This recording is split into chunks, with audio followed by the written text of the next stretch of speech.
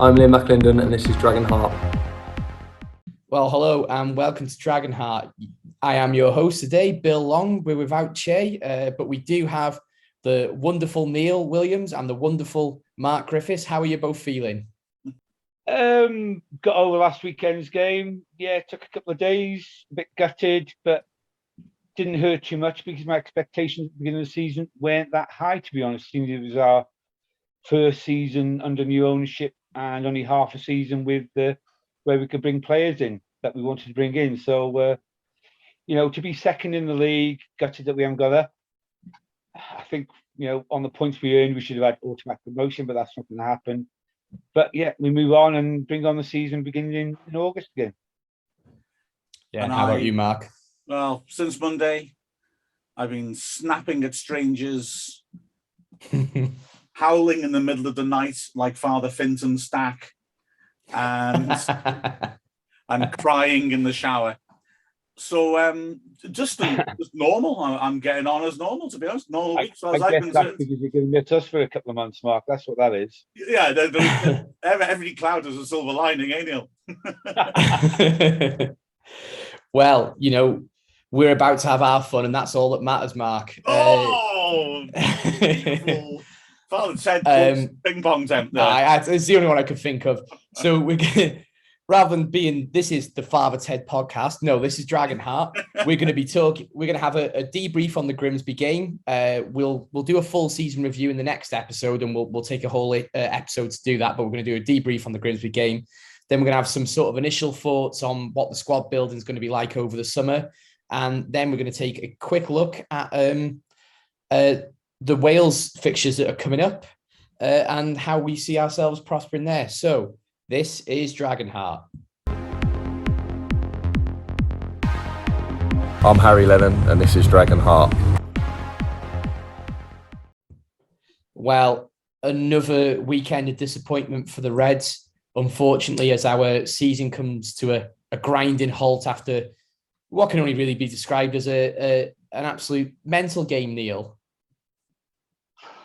Very mental game. When I thought we were very nervous in the first 5-10 minutes, and when I thought we were given a penalty, I thought, oh yeah, looking all right. Then we seemed to control the game, but they scored a screamer, but he shouldn't have been allowed in.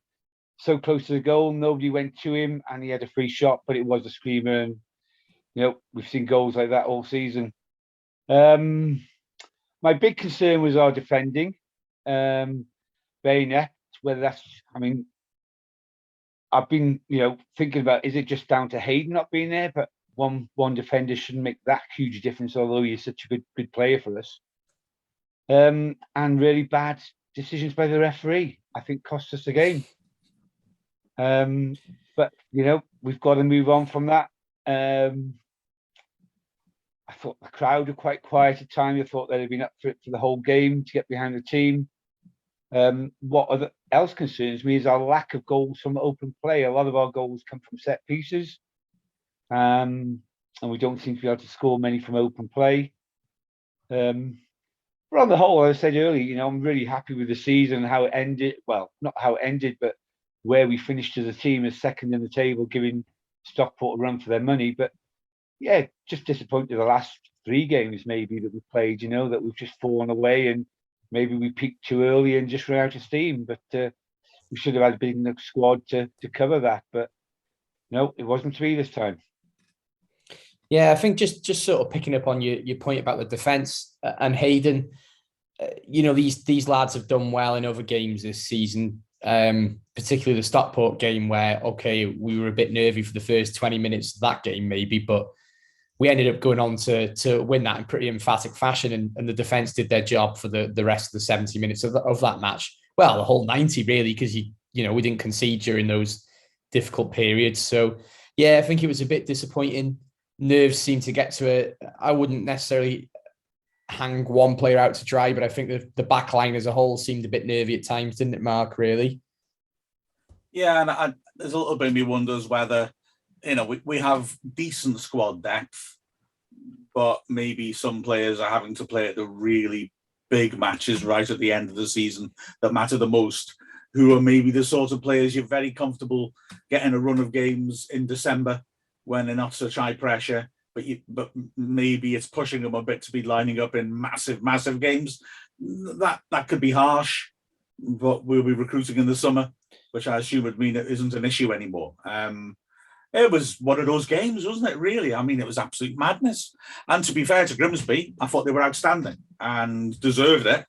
And although what I'd seen of Grimsby previously didn't impress me much, and I was confident going into the game, what I saw of them at Notts County did impress me, and they followed that on at the racecourse. And McAtee was, apart from that wonderful goal, was outstanding. I thought, even though he was carrying an injury and they had to bring him off for the extra time, but he was utterly brilliant, I thought, and tormented us. And there have been issues this season simply because of the shape we play, that sometimes you can get in between the lines. Corey Whiteley did it well at Wembley for Bromley, and he did it really well for Grimsby as well.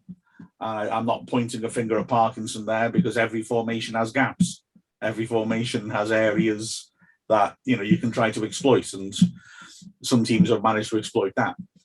But do you think you should be marking him a bit better? I mean, I think, as you say, the goal he scored, maybe if you get right in his face, he doesn't have the chance to do it. Although I think he shifts it quite quickly to his right and then hooks it. I think it's ultimately great play, but maybe there's an element of, if you really close him down quickly, he can't get that shot off.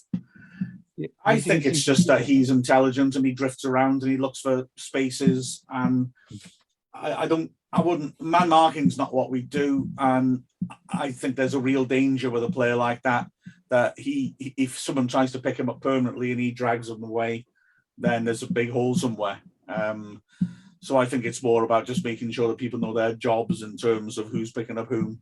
But you see, the thing is, I was thinking about it before the game, what I'd seen of Grimsby on the Monday and what I know of us, and felt that it was crucial. I mean, obviously it's crucial that you get in the front foot against them, because if you're forcing McAtee and Sousa and Clifton, who I think is another very good player, with an excellent second half, if you're forcing them to go deep, then you're isolating Taylor, who I think is a very good target man.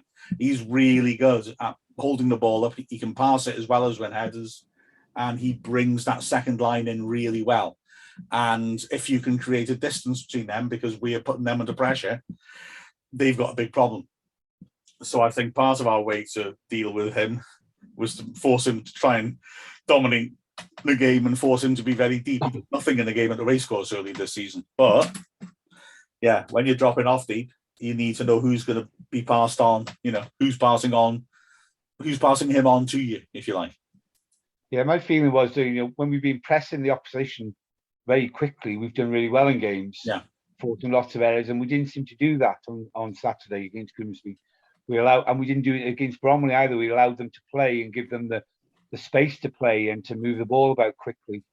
Where, Stockport, we closed them down very, very quickly to give them no time on the ball, and made countless errors, ball going out, misplaced passes, because we kept putting the pressure on them. And that didn't happen on Saturday, which I would have thought would have been the best tactic, and catch them on the break again. Yeah. Although I would also say that our dominant home games have tended to be when we really have steamrolled teams. Sometimes we started slowly and found a way, but ultimately we end up dominating, don't we? And it looked like it was going to go that way when we had that great spell in the first half. And let's say back them, I thought this would be 4-1, this.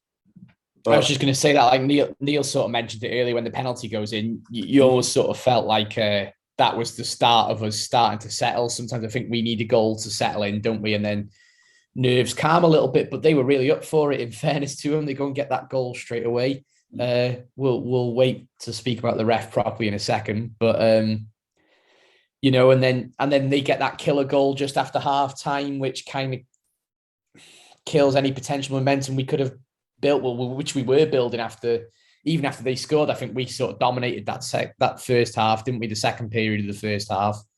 I don't know. I mean, that's what I'm referring to be honest, Bill. Exactly that. Yeah. Consistently this season, we've had a wobblier start, even when we're really playing well.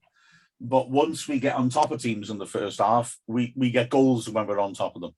And against Grimsby, when it went to 1-1, we just went straight back at them. And I mean, there were a lot of factors, like you say, the referee, their goalkeeper made some cracking saves. But that's the point where we break teams, isn't it? Where we break them, go ahead, and then they struggle to come back into it. But to be fair to Grimsby, I thought that from half-time onwards, the very least you could say is that there were long passages where they were better than us, and some passages were fairly even. But I never thought we quite got that grip on the game again. No. Even after scoring that third goal, I did think we were going to have to score a fourth for you to seal the deal, and they went and got the fourth, didn't they? They went and did that before us. Mental game. I mean, it's weird. Like from a footballing point of view, I wasn't massively disappointed coming away from that. I was really, really sort of very annoyed about the Bromley game in a lot of ways. I just felt like we didn't show up completely. There's a lot of valid reasons. We talked about it when we debriefed Bromley last week, and I think after a bit of time to think about it, I did calm down. But immediately after the game, I was very annoyed. But this week I wasn't. I thought, we did. There's clearly some tired legs there. Like's been mentioned, we ran out of steam towards the back end of the season, and it's just, I don't think that was the best illustration of us as a team. But at the end of the day, they still shown up. They scored 4 goals. How many teams are going to score 4 goals in a playoff and not be the ones that qualify? It's just one of those sort of days, wasn't it, really? Yeah, a bit like the Dover game, but where we came back from 5-2 down, but it wasn't to be this time. We kept pulling. Good guys didn't win, did they? Nah. No. Big interesting game on Sunday though between Solihull, which I'm sure they'll dominate, and I think they'll go up. Come on, Grimsby. Come on, boys. You can do it. Well, you know what? I did sort of. I've been thinking for a while there's going to be a surprise package this year, and I hope Grimsby don't run out of steam, because I'd really like to see them go and do it. Cracking set of fans, cracking club. They don't deserve to be at this level just as much as we don't deserve to be at this level. And that's no disrespect to Solihull Moors, because you deserve to be where you are on football in terms of whoever goes up obviously deserves to get promoted. But in terms of fan base and the size of the club, Grimsby should be nowhere near the National League, really. Should we talk about the white elephant in the room, or the white elephant dressed all in black in the room, the referee? Neil, what were your thoughts? Well, even the first offence he did, the first offence that he just put to one side when their keeper took out our player and flattened him. I thought he was up for the count. Even the Grimsby commentator next to us, when we saw the replay, said that's a sending off offence. He made no play for the ball whatsoever and just wiped Hosanna out completely. How any referee would not give a penalty to that, I will never know. And then another offence on Jordan Davis, where I think there's this later in the game, where Jordan passed Pearson and Pearson took his legs away from him. In the penalty again, any other game, that's a penalty. How somebody of that standard is refereeing a game of that importance, I don't know. It should have been somebody brought in from at least 2 levels higher than the National League, maybe League One, or at the best Championship.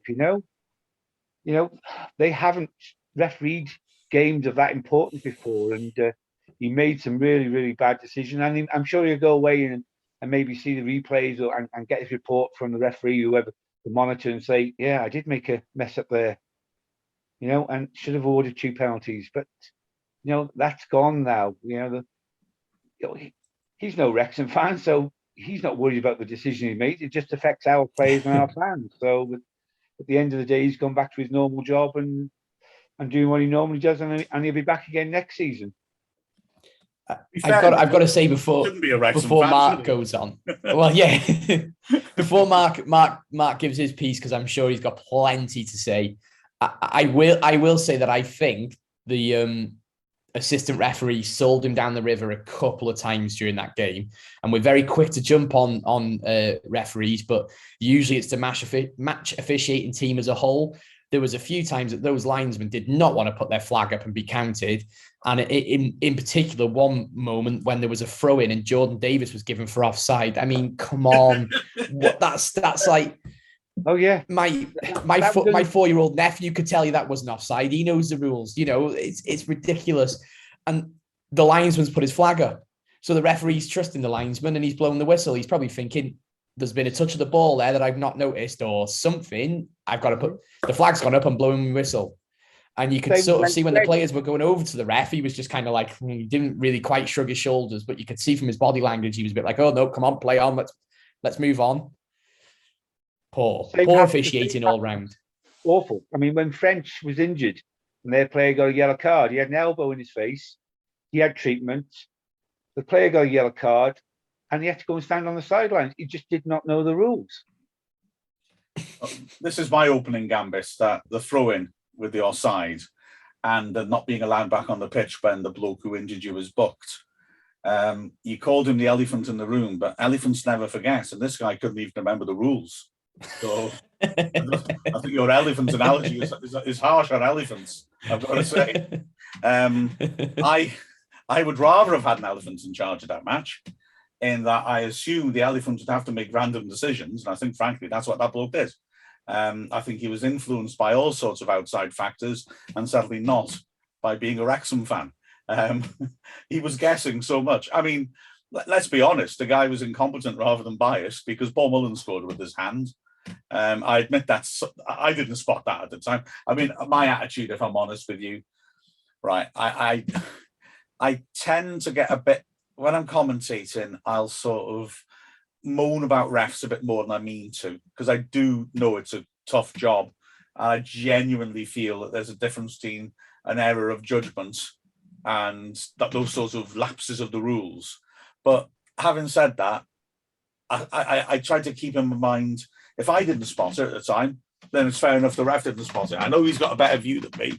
I know he's closer than me, but have I got the right to really moan if I didn't see it at the time? So with that context, the challenge on Hosanna, how do you miss that? I mean, that's a Tony Schumacher. He just jumped through him. It's a penalty. It's a red card. There's no other interpretation. And I can only think, when I watched Grimsby's game at Notts County, I was watching how Luke at Waterfall was, really, I mean, I'm not knocking him for this. He was the sort of player who was, every time anything's given, he's in the ref's face all the time, chipping away. And he gives away the penalty. And the penalty's debatable. I think it's a penalty, the one Mullen gets. But it's debatable. He gives it. Waterfall's in his face straight away. The rest of the Grimsby players are in his face. And now he's getting that normal referee conditioning of, well, I've given them one penalty now. I don't want to give him another. And then Bryce Hosanna gets utterly wiped out. And the referee, rather than thinking when a goalkeeper forearm smashes a player who's about to score, it's obvious what I have to do. Instead, he thinks, oh, imagine how bad it's going to be for me when I give this one. So he chickens out. And let's not forget, their sub-keeper was Sean Pearson. He would have gone in goal because they had no keeper on the bench and he was their designated backup. The game's over then when he gives that. It's just an appalling decision. And he appeared to knock him out. I mean, if nothing else, ref, can't you just notice, well, that bloke's hurt. Something's happened to him. I'm astounded by that. I'm really astounded by it. And then the second penalty as well. Far away. See him? The linesman wasn't too far away either. Yeah. Why are the linesmen flagging furiously? And then it's the same end, the one on Davis. And again, in the commentary, you'll vouch for me here, Neil, I called it as a penalty straight away because it was blatantly a penalty. Yep. I mean, he did as a down turn. He deceived Pearson. Pearson went to play where he thought the ball was, but Davis had been too quick for him, and he took his standing leg off him. That ref would probably have booked Pearson if he did that on the halfway line. But because it's in the box, he thinks, "Ooh, it's a playoff now. It's extra time now. I don't want to be in the headlines." Well, mate, you're in the headlines because you wouldn't make the decision. And then Mullen's handball, like you say, the booking of Taylor on French was a strange one. I mean, I think if you watch that game with the yellow cards edited out, and then were asked to guess which team got more yellow cards, you'd say Grimsby. But Wrexham got more yellow cards than Grimsby in that game. Now, Grimsby were very physical. And again, I've got to say, I genuinely have no sour grapes towards Grimsby. I thought the Wrexham deserved it. But they were very physical, but especially in that 30-minute golden period at the start where referees ignore the rules and just say, oh, go on, have some free hits. And for what it's worth, I felt that Taylor's first challenge on French was a yellow card. But the referee, of course, says, oh, it's only 10 minutes in. Oh, you can just have that as a softener. And then the second one, I don't think is a yellow card. I think it's a silly thing to do. There's a ball in the air and Taylor doesn't jump for it, but sticks his hand up and sort of just puts his hand in French's face. It's a stupid foul, especially when you've been warned, but it's not a yellow. And so even things like that, it was the wrong way round. He was awful. And as Phil Parkinson said, we had him at Dagenham. You can't believe he wasn't happy about him. He complained about him. And then we've got him again, 2 weeks later, rather. He couldn't believe it. I mean, the lack of professionalism from whoever makes the decisions on who refs who is astounding there, because if a manager's complained about a referee, rightly or wrongly, they shouldn't be in line. There's a potential flashpoint there, isn't there? And did he give Phil Parkinson a yellow card at some point during the match as well? Am I remembering that correctly? Yeah. So he will have heard that there's been a complaint put in. I don't know. We've talked about this before, haven't we? Like the mechanism for complaining is sort of doesn't get used very much. We have said this, haven't we? I think because it's probably It's about giving marks. The manager's got to give marks out of 100 to a referee after the match. If you get under 40, it's all different categories. If you give above 40, there's no official mechanism of complaint. It's just logged, and all the manager's got to do is tell the club secretary some numbers. But if it goes below 40, then it triggers a mechanism, and the manager's got to fill in lots of paperwork. Right. The managers tend to not mark them as low as they want to because they don't like paperwork. So I'm not saying there's an official complaint. I'm saying that he complained about him. Okay. But even that in itself will have gotten back to him, wouldn't it? You know, they in the refs' locker rooms, I'm sure they'll be talking about, oh, did you see that Phil Parkinson last week was complaining about you? You know, I'm not saying he had an agenda. Don't get me wrong. I don't think he had an agenda, because I'm sure if we were the Fishing Heart podcast instead of the Dragonheart podcast, you know, and we were talking about the Grimsby point of view, they could probably pick out 5, 6, 7 or 8 mistakes that he made in Wrexham's favour. It wasn't biased, like you said. It was just awful. Well, I heard that Paul Hurst's interview after the match, one of the first questions he was asked was the referee didn't give us much. And my jaw dropped. But then I actually, when I thought about it, thought that I think we got the worst end of it. But the fact is they contested the penalty. Mullen scored with his hand. Some major calls went against them as well. It was just that the referee, well, he just got so much wrong, didn't he? Really, let's be honest. It was the exceptionally poor performance by him. That's the bottom line, isn't it? But if he'd made a complaint about the referee or hadn't, you know, surely when Parkinson knew who the referee was going to be, and I'm sure that would be in advance, I don't know, would he have not been able to say anything then? Well, that was interesting, because if you see the press conference, that is the follow-up question when he said, I wasn't happy about the referee. That was the press conference, the BBC Wales interview with him.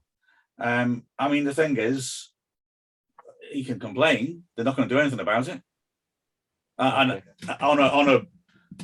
on a realistic level, let's be honest, it should be like that, shouldn't it? Really, he shouldn't have. You know, Jose Mourinho doesn't like this referee, so whenever you get him, he moans about him, and then they don't give him it. That's you're opening the door to corruption possibly there, aren't you? Really, or favoritism. So he would definitely get nowhere if he complained. And 9 times out of 10, I'd say that's fair enough. But I think the grounds of his complaint really is that we had him a fortnight ago.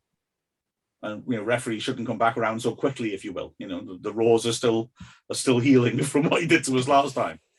Yeah, because there's plenty of referees available, I'm sure, because there's no other games going on really. So even up to the championship. So why they couldn't have chosen a higher standard referee is beyond me. And whether they do the same for the final on Sunday, I don't know. Do they choose a National League referee for that as well? I think they've got to pick a random celebrity. Get a lot of, they'll get a lot of positive stuff on social media. Then, won't they? Couldn't do any worse, could he? Anyway, so I think that sort of wraps up our thoughts on the Grimsby game. Guys, you got anything you'd like to add to that we've maybe missed out, or are we ready to move on?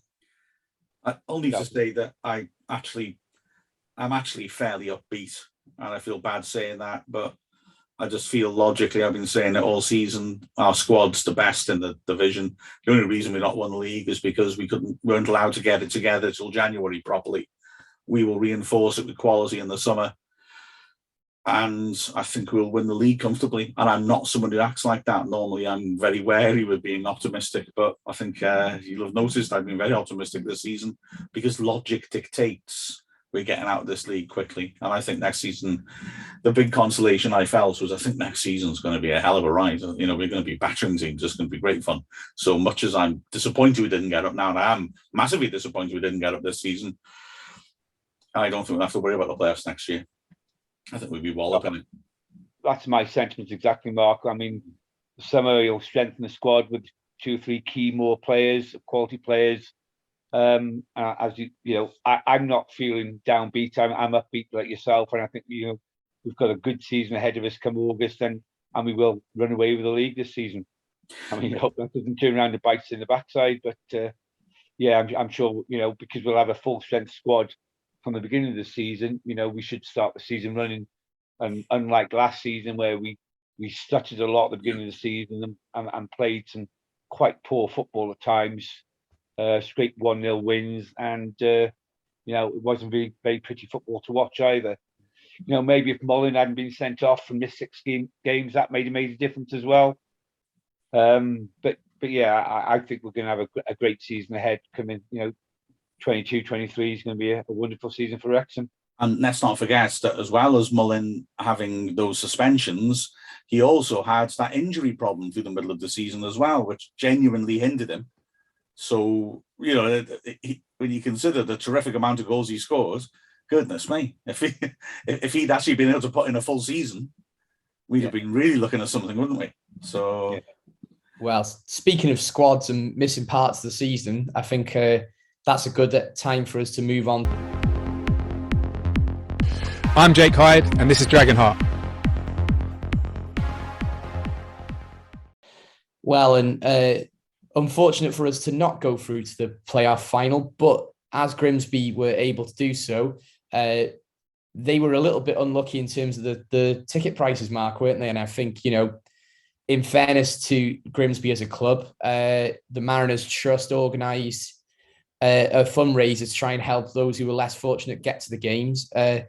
Luckily, Mark was able to speak to somebody from the Mariners Trust who talked about how that happened.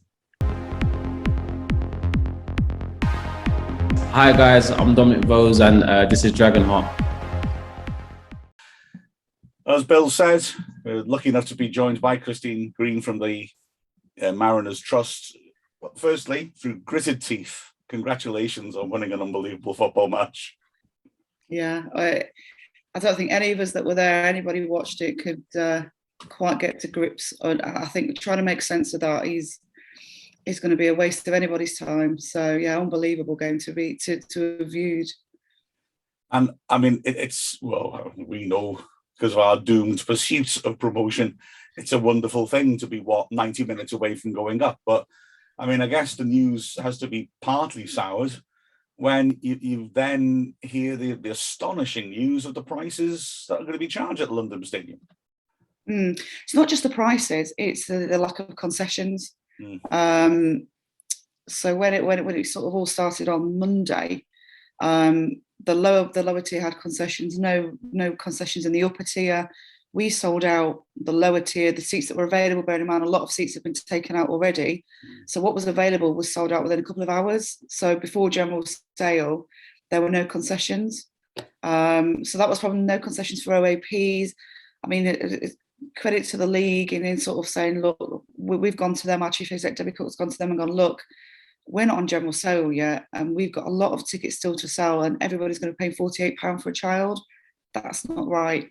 So within an hour, they've got that actioned, which is great, but it's still left us with an awful lot of work to do, because in that time, about 300 orders have gone through.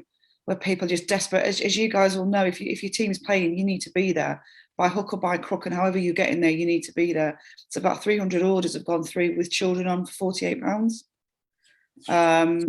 So it's disappointing. And hopefully, obviously, the league sent out a statement yesterday saying that they're listening to fans. So it'll be nice to see some action points of what the sort of up for consideration, and a little bit more fan engagement and fan involvement for next year's final. Could do absolutely nothing about Sunday, but let's look at next year. And we've offered as a trust, whether we're in this league next year or not, we've got experience in dealing with engagement like that. We're happy to help in any which way we can. I mean, I don't want to sound cynical, but I am cynical. It worries me that organisations often say, well, we'll have to start listening. You want to see some action from it. I mean, I guess that's why we're looking at having an independent regulator, because this sort of thing just feels deeply wrong to me. It feels frustrating, and from a fan's point of view, fans feel a little bit sort of powerless. And ultimately, people know that we're going to complain and moan about the prices, but you don't pay it, you don't go. And that's the sort of situation we're in right at this moment. So nothing we can do as a trust. We've looked at, I think we're just on with it now. I'm just in the bunker in one of the classrooms trying to sort stuff out. But I think we've got 5 coaches, over 200 tickets we've sorted out. That's before next week, the 300 odd refunds that we've got to sort out as an independent voluntary supporters trust. It's an incredible workload that we're doing, but fans, Wrexham fans have been absolutely incredible, genuinely incredible through all this as well. I was going to say that there is a sort of bond between Wrexham and Grimsby has built up during these non-league days. You came and spoiled our 150th birthday party. I know. I found the ticket from that the other day, actually. I still got the ticket from that game. To be fair, that Wrexham team turned out not to be as good as we thought it was going to be at the time. And that was good revenge for FA Trophy final as well. Although, again, it was nice after the match. I stayed over the night after, and it was great just the Wrexham and Grimsby fans, as they should do, just all getting together and having a nice time. And then it makes me feel quite proud, to be honest, to see that so many Wrexham fans have decided they want to support you in your endeavours. Yeah, we never set this up, and this was not something that the trust said, right, we need to do this. It was set up because Monday morning we got up, and I'd had so many messages from all little pots of people and money that would have been great, but on its own would have bought a junior ticket. So we need to find the adult ticket. So we said, look, let's get you all together. Let's do one big pot and go from there. And when we launched it Monday lunchtime, I was in the ticket office at the club shop, and we said, oh, well, if we get 4,000 or 5,000, bearing in mind cost of living for everybody is, to give up a bit of money to pay for somebody else to go. At the time, a Grimsby Town fan paying for another Grimsby Town fan to go, £4,000 would be incredible. We did that in an hour or two. Wow. And it just, and I messaged our treasurer and just said, look, by the way, we're doing this. There'll be a few transactions coming. They'll all be marked up. Just keep them side, okay? And he was literally going in and going, I've cleared them, but there's another 60 transactions. And then I don't know if it was on a Wrexham forum, because I think quite a lot of the Wrexham fans use a slightly different reference number or reference code, and from that code alone, we're looking at about £900 that came in from Wrexham fans. I'm almost certain that, bearing in mind that anybody that's used the code that we asked for, you're looking over £1,000 that's coming from Wrexham fans. Oh, that's well. I mean, it genuinely makes me proud to think of that. I feel as well that it's, when we've had our problems, other football clubs, Grimsby included, other trusts rally around. We were run by a trust, of course, until our low-profile takeover, and so it's good to see that all of that experience means we haven't forgotten, and we want to chip back into the wider football community. Because let's be honest, I think after what happened to Paris on Saturday, I think people have kind of forgotten that we're all football fans, and having that in common is much more important than petty rivalries between teams, isn't it? Yeah, I think I made it somewhere that, and as Grimsby Town fans, we've got to stick in the press this year for different things. But actually, as a football community, when a football community needs to mobilise itself for action, whatever action that needs to be, it will do it. whether that's as an individual club or as a collective group of people from whatever club you happen to support, it will do it very, very quickly. And that's what's been shown in what we've done over the last few days. Wrexham at the forefront of it all, Sheffield Wednesday, Bournemouth, Bradford, Notts County, they've all seen the injustice of it. So hopefully the voice that it's given is something that will impact on what goes on next season. Yeah, absolutely. I mean, I'm ancient, as you can see. And, you know, I remember after Hillsborough, the way people talk about post-Hillsborough now confuses me because it's not my recollection at all. My recollection was that football fans had a sudden wake-up call and hooliganism just sort of dropped like that. They took the fences out. Nobody was dreaming of going on the pitch because they've done this to protect us, getting rid of the fences. And there was an amazing sense of fans' togetherness and a desire to work together to make things better. And it saddens me, it's really gone full circle.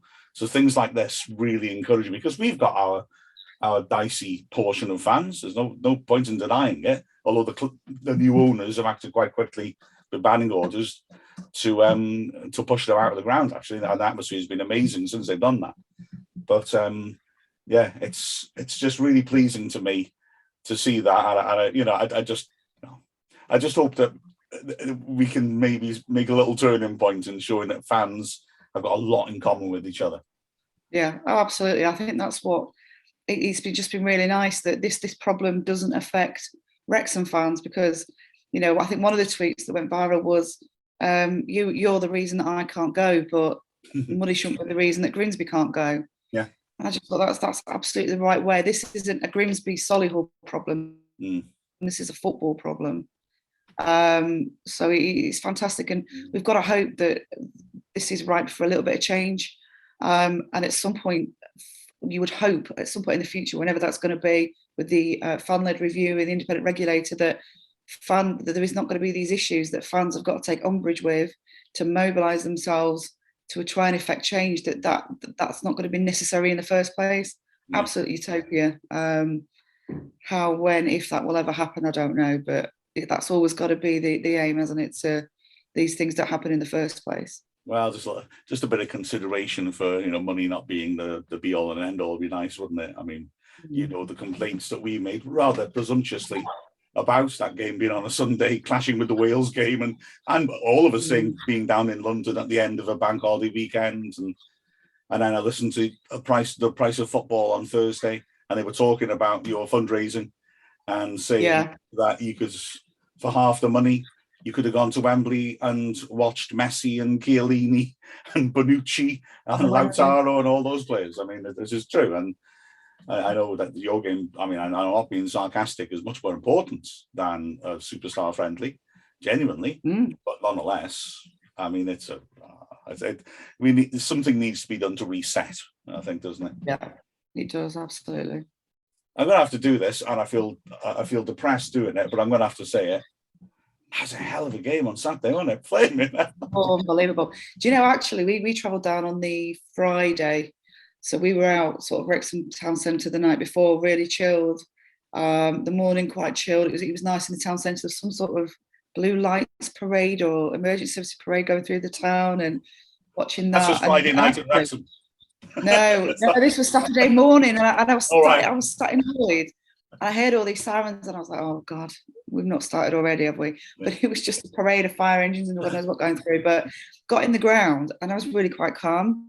Yeah. And I think the big thing was the penalty, which is it a penalty? Is it not a penalty? But to score straight after, yeah, you just like, right, okay. And even when we went 3-2 down, I was quite calm, because if we lose to Wrexham, and no disrespect to you guys, but everybody wants you out of the league. Yeah. So it just felt like, actually, if we lost, we're losing to Wrexham. So I was really, really calm.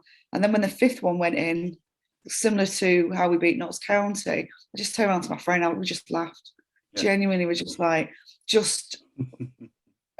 can't explain it. The number of headed goals in that game. Yeah. I can't get the words to describe it. Will we ever get the words to describe that game? I'm not sure. Just whoever won that, or whoever lost that game, can feel really disappointed that they did. It was just such a knife edge for that last 15 minutes, that extra time. I've got to be honest. I mean, obviously, people are very disappointed, but there's a surprising amount of people who are really quite philosophical about it, and I'm one of them. In that, I think the same, the sense of, well, we'd wish Grimsby well if it was them. We'd rather it was you. If I'm honest with you, I feel bad saying this, but I'm going to say it. We'd rather it was you than Solihull or Boreham Wood or something like that, to be honest. And also, I mean, hell's bells, you were superb at Notts County. I mean, absolutely superb. And then you were superb at ours. Teams have not been doing. I mean, Stockport came to us twice, and we battered them. I mean, teams don't turn up at our place and do that to us, because especially at home, we're really frighteningly good. We've only lost one home game all season. That's because we had a silly red card given against us after half an hour. But you were superb. I think for us, it's the intensity that we've played at. Because we went into that game a little bit concerned. Well, actually, we've had that intensity of 120 at Notts County. We were sort of out on our feet at Notts County. We've got to turn that around and do it all over again at Wrexham on the Saturday. So I was talking to a couple of the players after the game, and they said, we actually felt better after this game than we did the Notts County game. But when you take into the fact the heat of the game, the actual temperature, the sun was out at times, and it was so hot.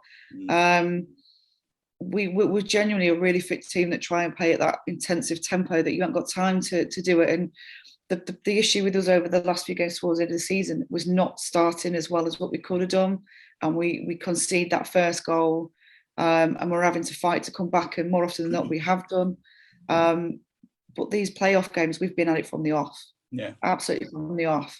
So it's just been a really bizarre week or so as a football fan of Grimsby Town. I mean, looking at as well the pattern for us, like I said, our home record's crazy. A pretty common pattern since Christmas, when we really hit our stride, and when we completed our squad, was we start games sometimes like that. Sometimes we'll have a bit of a ropey start, but once we turn it around and work the other team out, we get a goal, and then that first half is often where we steamroll the teams, and we've often, our best spell was the sort of the 20 minutes after McAtee's goal. And yet we didn't. You suffered, but survived, and I thought that the spirit was brilliant. And you sort of think, okay, this pattern's different. Normally, that's the point where we've broken a team and we didn't break them. And then the second half, when we get those two quick goals and go ahead, you think, all right, this was a difficult game, but we've now got it. Now we're the sort of team who will go ahead and then get another. And as teams come at us, they leave gaps. And I mean, you see what Mullen's like. I mean, he's ludicrous. And to come back again, and just like he did on Monday. And McAtee, what a player he is. I mean, geez, he was magnificent. I thought, apart from the goal, the way he was finding space and just hurting us, that's sensational. He's rubbish, really. If anybody watching that, terrible, genuinely rubbish. But no, he's an absolute player, absolutely loves that kind of atmosphere, loves the pressure of it all, loves the adulation as well. He's an exciting player. You have got no clue what he's going to do. Even for his goal, he's coming in and you'll think he's going to go far post. He's going to curl it down far post, keep position himself for a far post, and he's wrong-footed him. And how he's not got the back lift on that, how he's hit that shot, unbelievable. He's a cracking player, genuinely cracking player. And we were asking questions with the defender, thinking, can he get that little bit closer to stop? But to be fair, when you look at it, when he shifts it, like you said, it's so instantaneous. There's no backlift. We've been ultra critical of the lads. Really, he's held him there, and McAtee's just done something outstanding.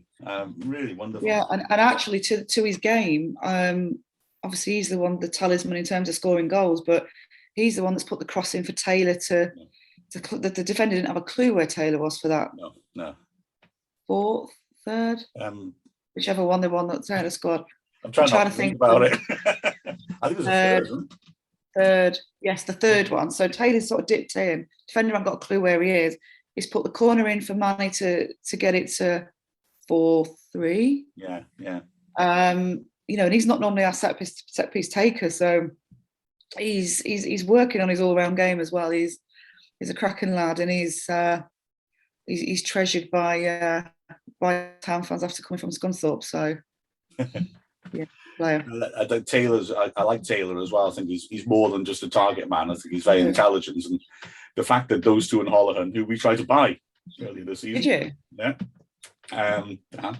The fact that they were carrying the injuries, and then Taylor and McAtee had to go off. I must admit, at that point, I'm thinking, okay, this is rough, but I know what Paul Hurst said quite rightly, that the team won the game in Notts County with those players off the pitch. But you're thinking, yeah, they're right. lightning striking twice, really? You know, I don't know. And yet it did. And credit here, Luke Waterfall, who was released by us 7 years ago and shouldn't have been. It was a new manager coming in who was a disaster and decided to get rid of him sight unseen. Great. And then, of course, Sean Pearson. I mean, I can't ever speak to a Grimsby fan without saying, Sean Pearson. I love Sean Pearson. Yeah, he is an absolute cracking all-round guy. Absolutely lovely. Obviously, I think we released Sean, and obviously went over to you guys, and we missed him massively. You don't just miss Sean on the pitch with his leadership and getting the fans going. The community misses Sean, whether it's the football community or the wider community outside of that. He gets it, and he's not a soundbite guy that's going to tell you what he thinks you need to hear to make him sound great. It's absolutely genuine with him. We were, he left here and went to you guys, and we were puzzled. Done fantastic for you, so to get him back. Not played as many. He'll say as well. He's not played as many games as he would like. But Luke, ex-player, has done. He's turned himself around in terms of where he was last season. Admittedly, in a really, really difficult situation in a relegated team, but Luke's been immense, and Sean gets it. He's just an all-round cracking guy. Yeah, nobody can say a bad word against him. Exactly. They'll have two fan bases after them, I think. You're not wrong there. Absolutely. I was glad to hear him get a proper reception from us. It was a bit muted compared to the first league game, because obviously the stakes are high, but we love the guy. We absolutely love him. Well, all I can say, and I think it's fair to say I speak for all Wrexham fans, or certainly almost all, we really hope you go up. We really wish you the best of luck on Sunday. We hope you all have a good, safe journey as well. And congratulations on the magnificent hard work that you're doing. Doing an awful lot of administrative work on behalf of the organisation. You should have done it, let's be honest, but you deserve the greatest credit for it. And we really hope that we don't play you the season after next, because you'll have gone up to League One by then and we'll be in League Two. That's my ideal situation. That would be my ideal situation as well. If we go up and then we go straight through. But Sunday's going to be a very, very difficult game. Yeah. Absolutely, no doubt about it. But this is the third game we go in as underdogs, if you like. So we'll see. We'll see what happens. I do respect Solihull more than I've given the impression here. I think they're a good team, but very good. You refuse to lose, and I think that's a very good quality to have. Yeah, we go to the very end. We've scored so many late goals, so many 90+ minute goals, because we just don't give up. So we know if we go a goal down, we've got it in us to work at it and come back. So it'll be a good game of football, I think. Absolutely. Well, the best of luck. You'll have a different referee, which has got to be a good thing. We need to get the random factor out of the match too. I've avoided it. I tell you, it's quite something when both sets of fans are not particularly impressed. So that's quite an unknown to have both of them saying sort of similar things. So yeah, different referee. Yeah, exactly. Brilliant. Well, best of luck on Sunday. And I know you've been doing an incredible amount of administrative work, like I say, and sorting buses and everything out. I hope everything goes so smoothly for you as well. And I hope it's a brilliant day for you all round. Yeah, I'm going to get back to sorting some more buses out now. So yeah, appreciate it. Thank you for having me on as well. Oh, an absolute pleasure. Absolute pleasure. This is Sean Brisley. This is Dragonheart. Well, so enough about Wrexham. We've got some important games on our other team coming up, Wales. We've just, at the time of recording, we'll have just finished watching the Poland game, and we don't quite know who our opponents are going to be for the weekend. So we'll try and have a little bit of won't talk too much about it from a tactical point of view and the opponents, but we'll have a bit of a summary of how that's going to look. first of all, starting with the Poland game, guys, I thought we looked quite good. It was a bit of a B team that were put out, wasn't it? But it wasn't, it was a solid performance, Mark. Yeah, I think it told us nothing about Sunday, but a lot about the strength and depth of Wales at the moment, because, you picked a half-strength team and made multiple substitutions in the second half, and at the very least deserved a draw. I would say, I think maybe we were worth a win, to be honest. I thought it was impressive. So a lot of young lads who haven't got much experience going to a strong team in Poland and showing no fear and doing ever so well. And some players did well in the first half and are withdrawn because they may be used on Sunday. So I don't think it tells us anything about Sunday. It's good that nobody seemed to get hurt. But beyond that, it's just that, Welsh football's in pretty rude health at the moment.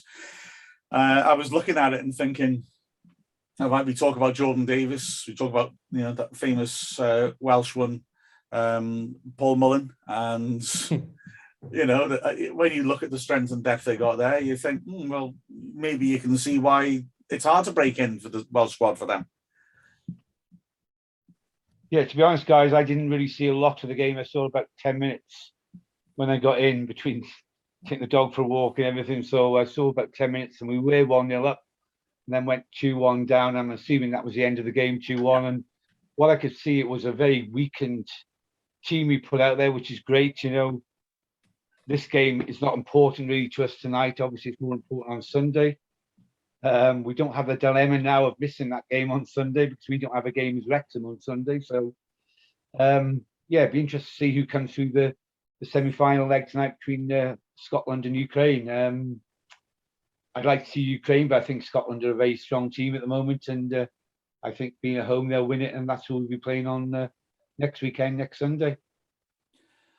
I think it'll be interesting to see whether any players might have forced their way in.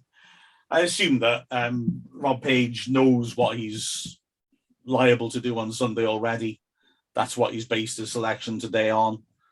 But you just look at players like, I don't know, I suppose Nico Williams, I would assume, would be in that starting lineup, but he looked so lively in the second half.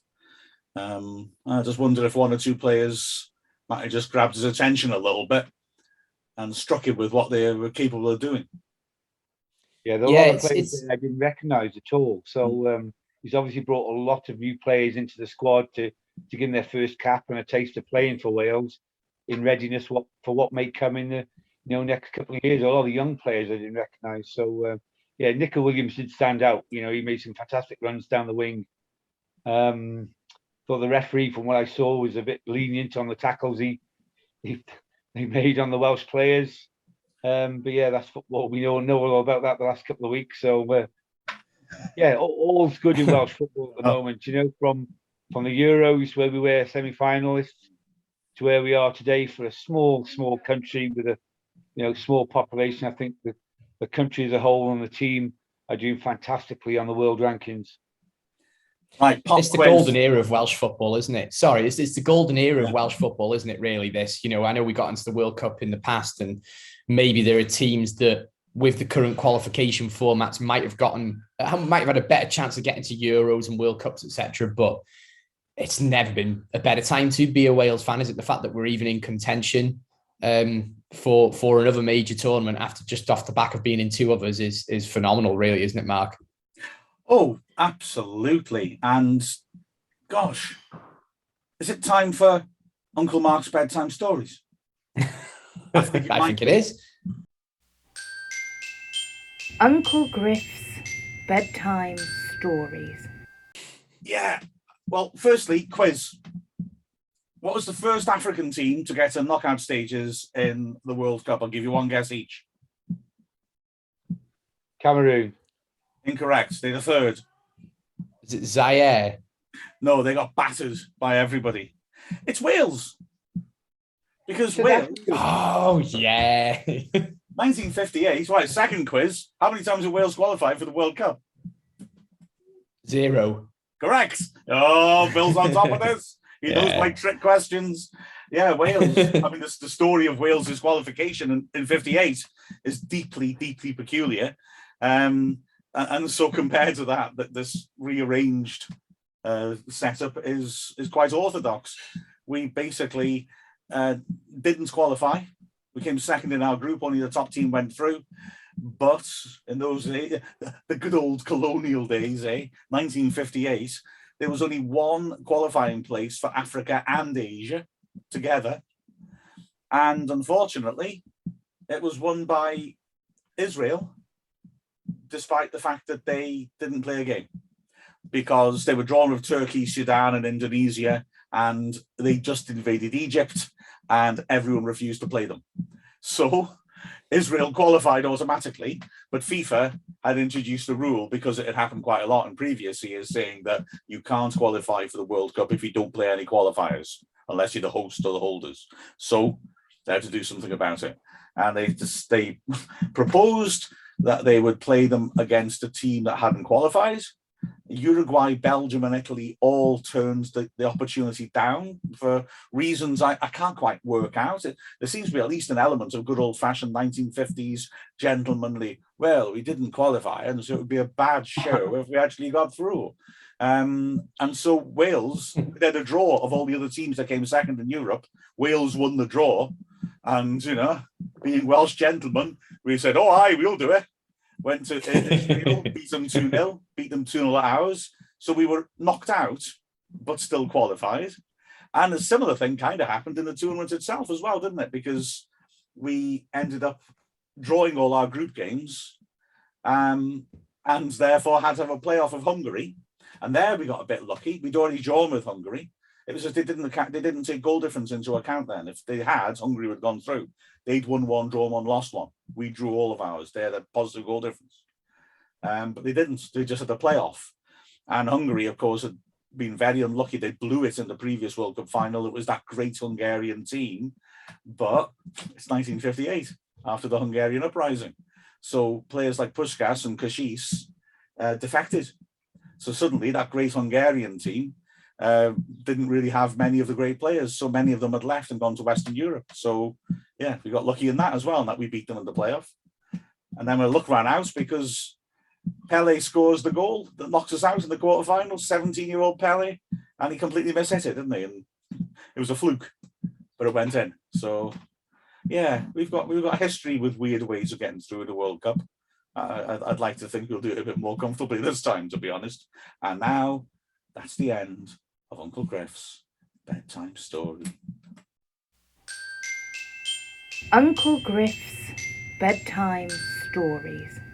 Well, good luck to Wales. I think on Sunday, as we're recording this, the Ukraine are currently 1-0 up. So that could all change by the time that you're listening to this on Friday. But it's going to be a very, very interesting game. I'm really excited for it. And I'm also kind of excited for the football season to end and to get to the transfer speculation season. So thanks for a riveting show as always, guys. Any final words from anybody? Yeah. Last thing I said before we started recording was don't make reference to the Ukraine-Scotland game because people think we're talking on Friday. A certain host started off by saying, oh yeah, well, the Wales game's just finished. And now you're giving us a score update. This is unbelievable. This cannot stand. Do you know what? I'm reporting Mark, I am of the longs. Like Deadpool, I am a big fan of breaking the fourth wall. So I blame our benevolent owners for instilling this behind the curtain aspect of my hosting style. Careful now. Oh, this sort of thing. I missed it. I wasn't quite quick off the draw. Neil was on it. Maybe I should hook up the gas with the electricity and the electricity with the gas, but that's another story for another day. Thank you very much, both. And this is I've got to do the thing that Che always does. Check the Twitter, check the TikTok, check the YouTube, subscribe to everything. Make sure you're following for all the good Wrexham content. There's going to be loads of stuff coming over the summer, I'm absolutely sure. And see you guys later. This has been Dragonheart. Check the back door if you're one of those blokes who kicked Rob Lainton. Mark is coming for you. Oh, yeah.